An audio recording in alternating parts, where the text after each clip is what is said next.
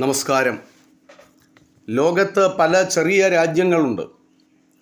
ഭൂപ്രകൃതി കൊണ്ടും കാലാവസ്ഥ കൊണ്ടും പ്രകൃതി സൗന്ദര്യം കൊണ്ടും സമ്പത്ത് കൊണ്ടും ഒക്കെ വൈചിത്ര്യം ഉള്ള രാജ്യങ്ങളാണ് അവ ഓരോന്നും.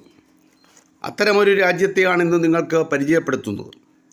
രാജ്യത്തിൻ്റെ പേര് Saint Kitts and Nevis. West Indies ദ്വീപസമൂഹത്തിലെ ഇരട്ട ദ്വീപുകളടങ്ങുന്ന ഒരു കൊച്ചു രാജ്യമാണ് Federation of Saint Kitts and Nevis. Caribbean കടലിലെ ലീവാർഡ് ദ്വീപസമൂഹത്തിൻ്റെ ഭാഗമാണ് ഈ രാജ്യം. Federation of Saint Kitts and Nevis എന്ന രാജ്യത്തിൻ്റെ തലസ്ഥാനം ബാസ്റ്റൈർ ആണ്. ഇവിടുത്തെ ജനസംഖ്യ 55,000 2016 സെൻസസ് പ്രകാരമാണ് ഇത് കണക്കാക്കിയിട്ടുള്ളത്.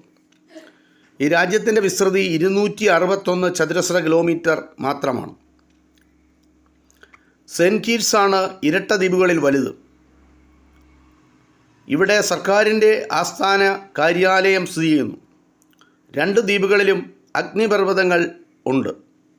കരീബിയൻ കടലിലെ ദ്വീപുകളിൽ സെയിൻറ്റ് കിറ്റ്സിലും നെവീസിലുമാണ് ബ്രിട്ടീഷുകാരും ഫ്രഞ്ചുകാരും ആദ്യമായി കോളനി സ്ഥാപിച്ചത്. ആദ്യകാലത്ത് ഫ്രഞ്ചുകാരാണ് അവിടെ കോളനി സ്ഥാപിച്ചത്. പിന്നീട് ബ്രിട്ടീഷുകാരും ഇവിടെ വന്ന് ഭരണം നടത്തി. 1983 ഈ ദ്വീപുകൾക്ക് സ്വാതന്ത്ര്യം ലഭിച്ചു.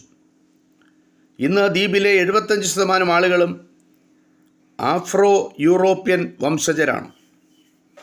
2007 ലോകകപ്പ് ക്രിക്കറ്റിന് സെയിൻറ്റ് കിറ്റ്സ് ദ്വീപ് വേദിയൊരുക്കിയിരുന്നു. ലോകകപ്പിന് വേദിയൊരുക്കിയ ലോകത്തിലെ ഏറ്റവും ചെറിയ രാജ്യം കൂടിയാണ് സെയിൻറ്റ് കിറ്റ്സ് ആൻഡ് നെവീസ് എന്ന രാജ്യം. ചെറിയ രാജ്യമാണെങ്കിലും 2 അന്താരാഷ്ട്ര വിമാനത്താവളങ്ങൾ ഈ രാജ്യത്തുണ്ട്. വിനോദസഞ്ചാരമാണ് രാജ്യത്തിൻ്റെ പ്രധാന വരുമാന മാർഗം.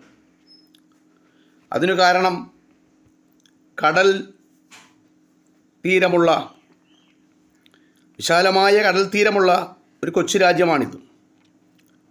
ആളുകളെ ആകർഷിക്കത്തക്ക രീതിയിലുള്ള പ്രകൃതി സൗന്ദര്യമാണ് അവിടെയുള്ളത്. അതുകൊണ്ടാണ് വിനോദസഞ്ചാരികൾ ധാരാളം ഈ രാജ്യത്ത് എത്തിച്ചേരുന്നത്. ഇലക്ട്രോണിക് ഉപകരണങ്ങളുടെ നിർമ്മാണത്തിലൂടെയും ഈ രാജ്യത്തിലെ ജനങ്ങൾ മികച്ച വിദേശ നാണ്യം നേടുന്നുണ്ട്.